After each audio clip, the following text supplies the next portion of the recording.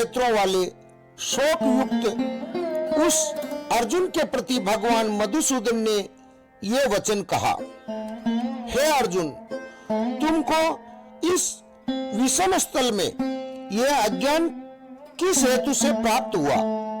क्योंकि यह न तो श्रेष्ठ पुरुषों के से आचरण किया गया है और न स्वर्ग को देने वाला है, न कीर्ति को करने वाला है।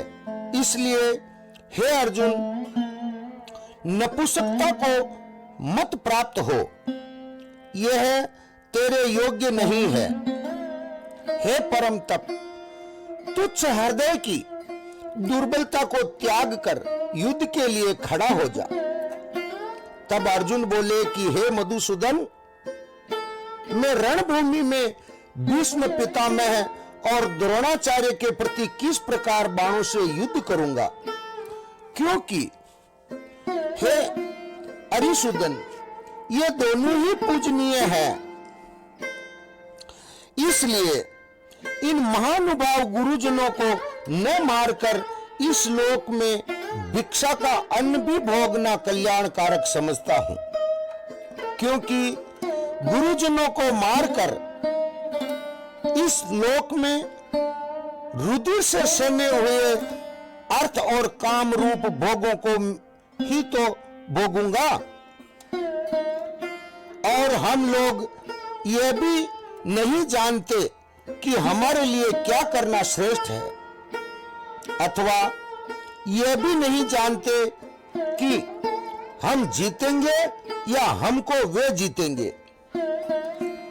और जिनको मारकर हम जीना भी नहीं चाहते, वे ही धृतराष्ट्र के पुत्र हमारे सामने खड़े हैं।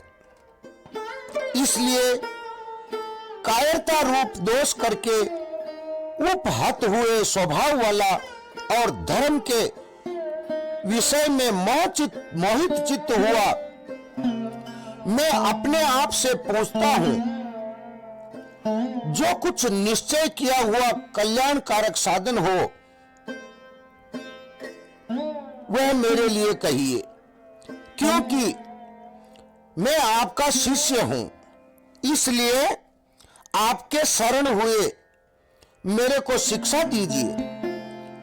क्योंकि भूमि में निष्कंटक धन धान्य संपन्न राज्य को और देवताओं के स्वामीपने को प्राप्त होकर मैं उस उपाय को नहीं देखता हूं जो कि मेरी इंद्रियों के सुखाने वाले शोक को दूर कर सके। संजय बोले कि हे राजन, निंद्रा को जीतने वाले अर्जुन अंतर्यामी श्री कृष्ण महाराज के प्रति इस प्रकार कहकर फिर श्री गोविंद भगवान से युद्ध नहीं करूंगा ऐसे स्पष्ट कहकर चुप हो गए। उसके उपरांत हे भारतवंशी धृतराष्ट्र, अंतर्यामी श्री कृष्ण महाराज ने दोनों सेनाओं के बीच में उस शोक युक्त अर्जुन को हंसते हुए ये वचन कहे, हे अर्जुन, तू न शोक करने योग्यों के लिए शोक करता है और पंडितों के से वचन को कहता है, परंतु पंडित जन जिनके प्राण चले गए हैं उनके लिए और जिनके प्राण नहीं गए हैं उनके लिए भी शोक नहीं करते हैं। क्योंकि आत्मा नित्य है, इसलिए शोक करना अयुक्त है। वास्तव में न तो ऐसे ही है कि मैं किसी काल में नहीं था अथवा तू नहीं था, अथवा ये राजा लोग नहीं थे, और न ही ऐसा है कि इसके आगे हम सब नहीं रहेंगे। किंतु जैसे जीवात्मा को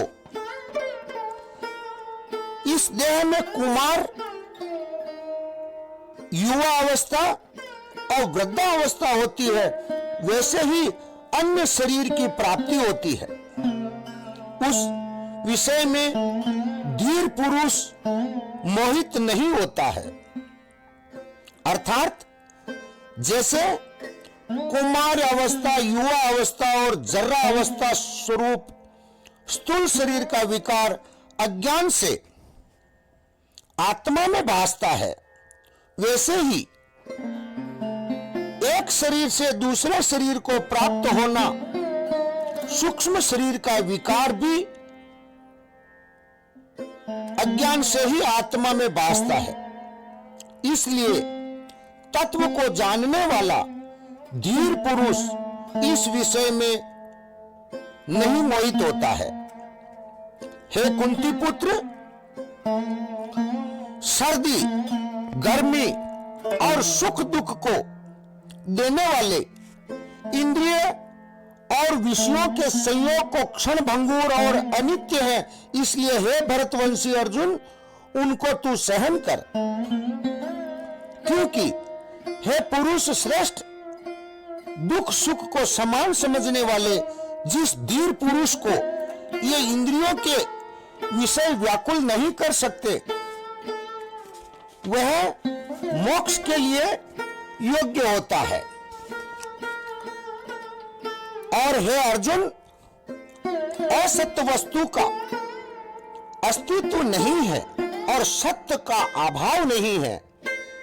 इस प्रकार इन दोनों का ही तत्वज्ञानी पुरुषों द्वारा देखा गया है।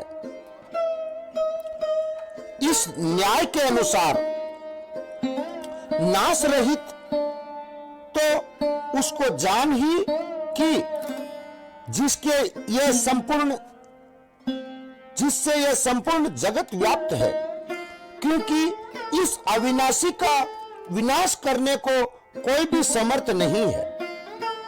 और इस नाश रहित अप्रमेय नित्य स्वरूप जीवात्मा के ये सब शरीर नाशवान कहे गए हैं। इसलिए हे भरतवंशी अर्जुन, तू युद्ध कर। इस प्रकार इस आत्मा को मारने वाला, जो इस आत्मा को मारने वाला समझता है तथा जो इसको मरा हुआ मानता है, वे दोनों ही नहीं जानते हैं, क्योंकि यह आत्मा न मारता है और न मारा जाता है।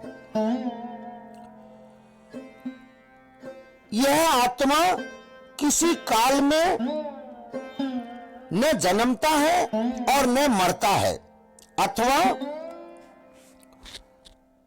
न यह आत्मा होकर के फिर होने वाला है, क्योंकि यह अजन्मा, नित्य, शाश्वत और पुरातन है। शरीर के नाश होने पर भी इसका नाश नहीं होता।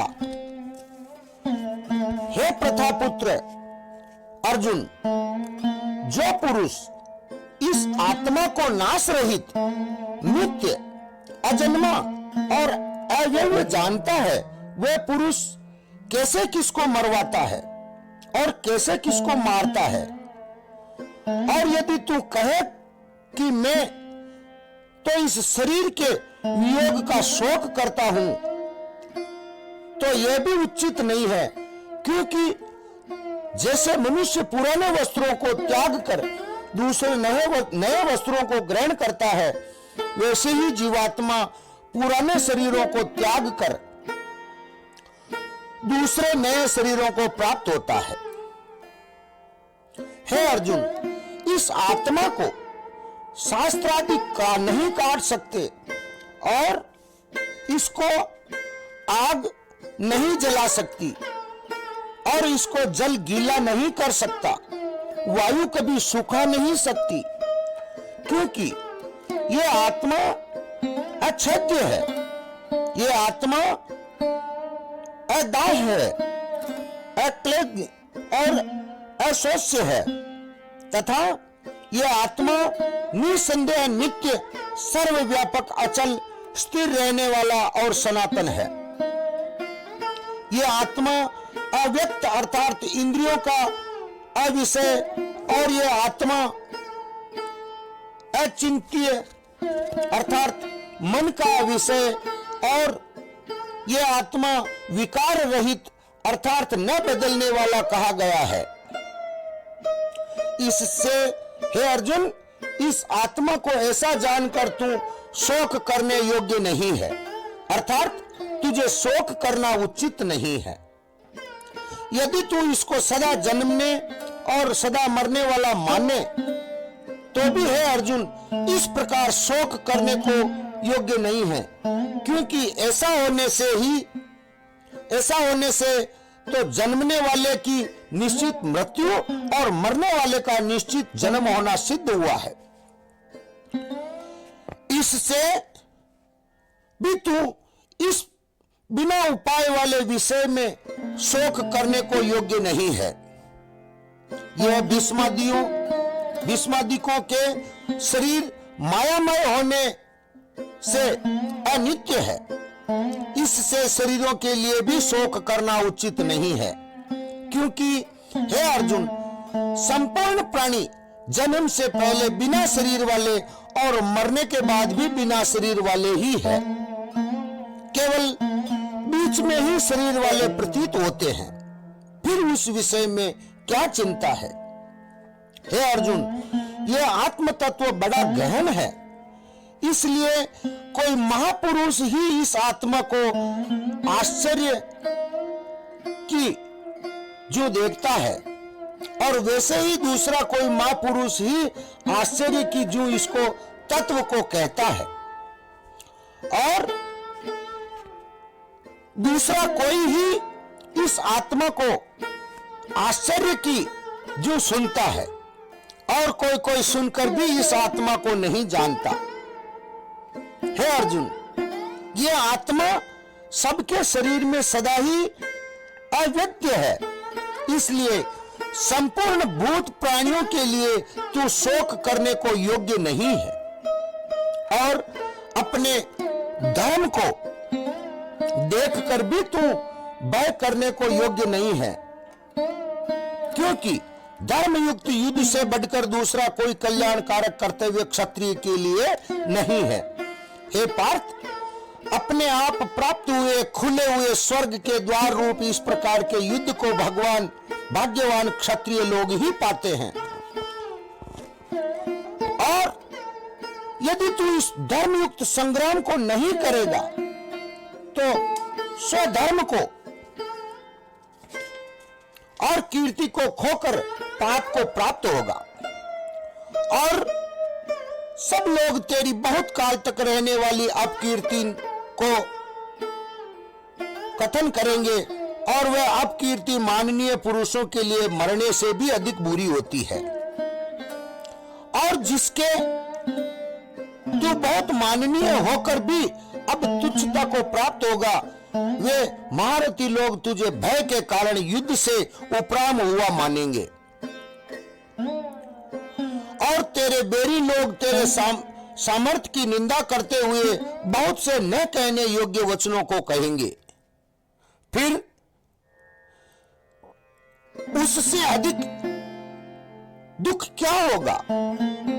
इससे युद्ध करना तो तेरे लिए सब प्रकार से अच्छा है, क्योंकि या तो मरकर स्वर्ग को प्राप्त होगा अथवा जीतकर पृथ्वी को भोगेगा।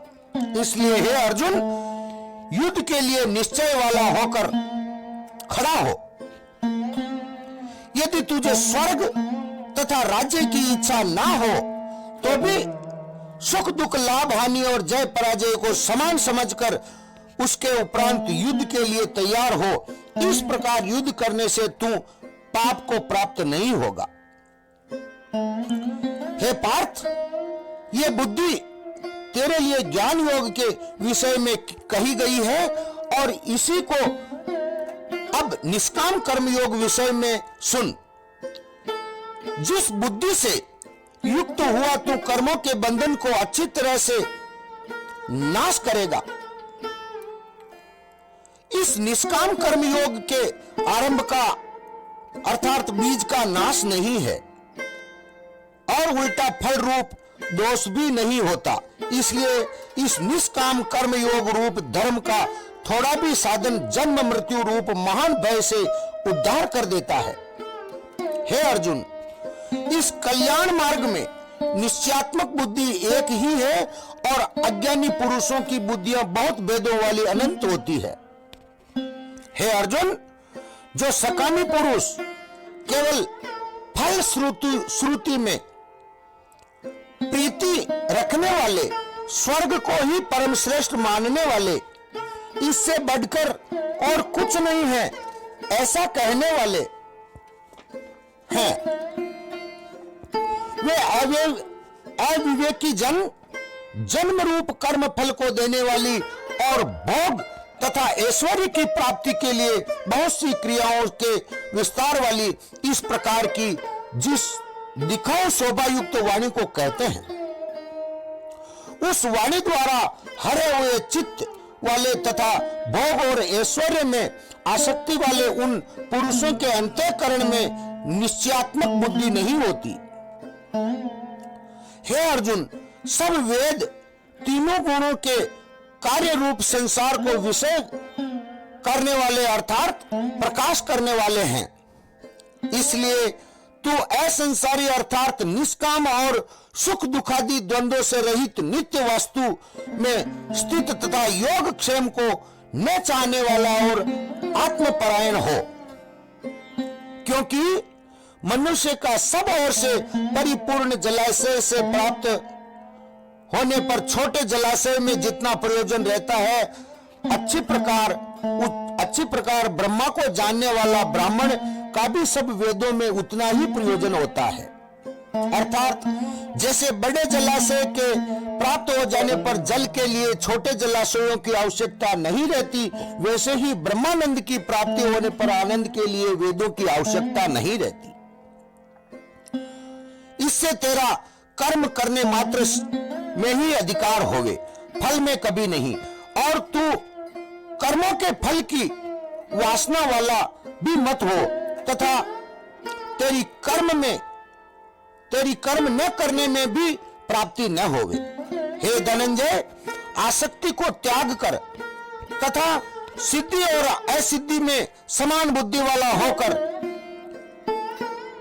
योग में स्थित हुआ कर्मों को कर।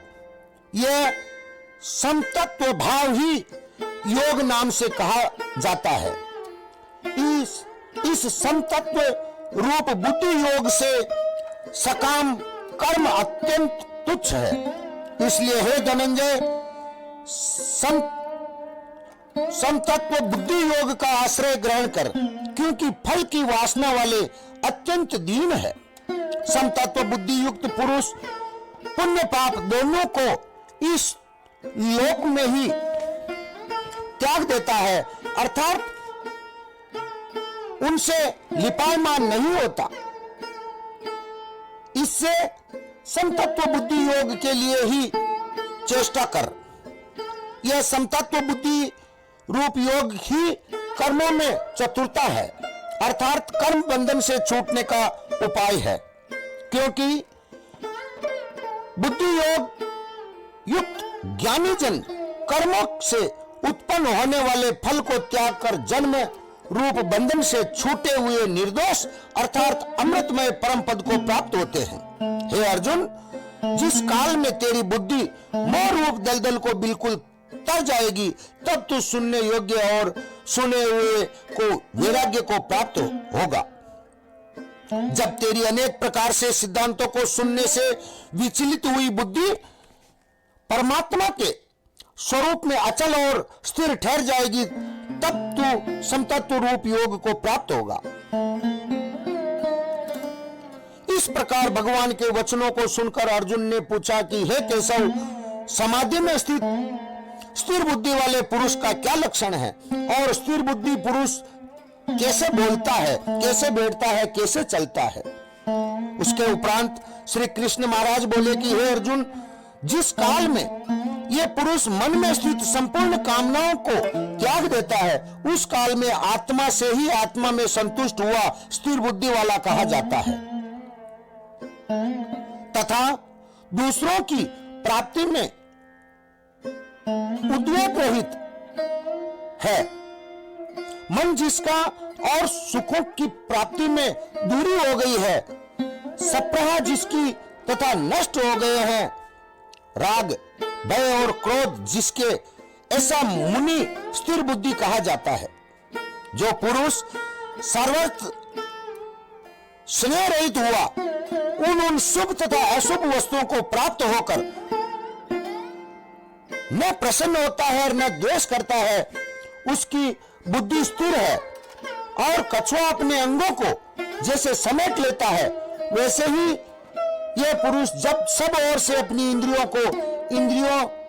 के विषयों से समेट लेता है, तब उसकी बुद्धि स्थिर होती है। यद्यपि इंद्रियों के द्वारा विषयों को न ग्रहण करने वाले पुरुष के भी केवल विषय को निवृत्त हो जाते हैं, परंतु राग नहीं निवृत्त होता। और इस पुरुष का तो राग भी परमात्मा को साक्षात करके निवृत्त हो जाता है। और हे अर्जुन, जिससे कि यत्न करते हुए बुद्धिमान पुरुष को भी मन को यह प्रथमन स्वभाव वाली इंद्रियों बलात् हर लेती है।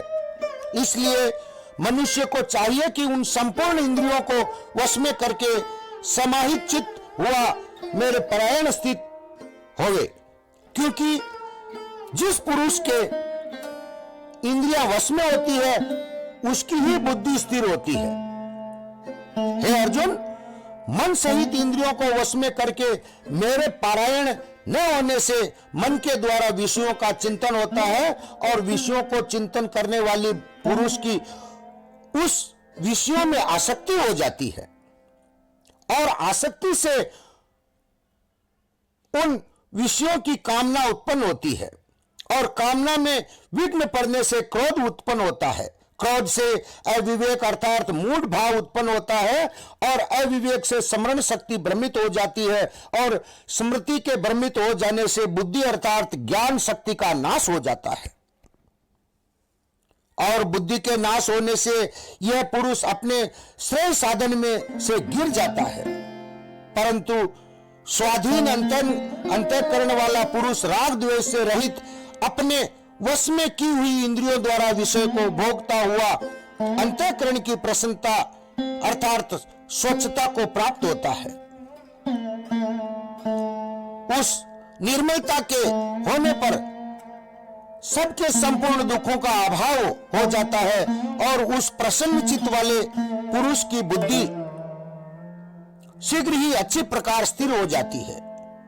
हे अर्जुन, साधन रहित पुरुष के अंतःकरण में श्रेष्ठ बुद्धि नहीं होती, और उस अयुक्त के अंतःकरण में आसक्ति भाव भी नहीं होता, और बिना आसक्ति भाव वाले पुरुष को शांति नहीं होती। फिर शांति रहित पुरुष को सुख कैसे हो सकता है?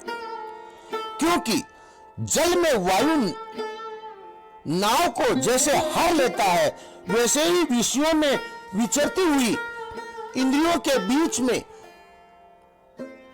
जिस इंद्रिय के साथ मन रहता है, वह एक ही इंद्रिय इस अयुक्त पुरुष की बुद्धि को हरण कर लेती है। इससे हे महाबाहो, जिस पुरुष की इंद्रियां सब प्रकार इंद्रियों के विषयों से वश में हुई होती है, उसकी बुद्धि स्थिर होती है।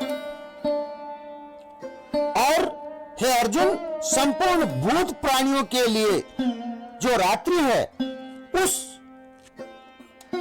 नित्य शुद्ध बोध स्वरूप परमानंद में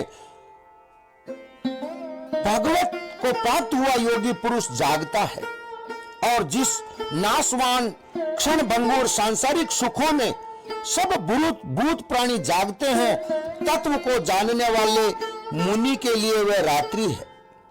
जैसे सब ओर से संपूर्ण अचल प्रतिष्ठा वाले समुद्र के प्रति नाना नदियों के जल उसको चलायमान न करते हुए भी ही समा जाते हैं, वैसे ही जिस स्थिर बुद्धि पुरुष के प्रति संपूर्ण भोग किसी प्रकार का विकार उत्पन्न किए बिना ही समा जाते हैं, वह पुरुष परम शांति को प्राप्त होता है, न कि भोगों को चाहने वाला।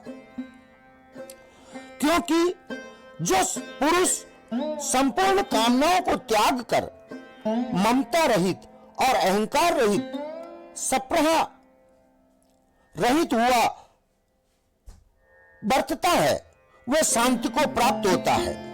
हे अर्जुन, यह ब्रह्म को प्राप्त हुए पुरुष की स्थिति है।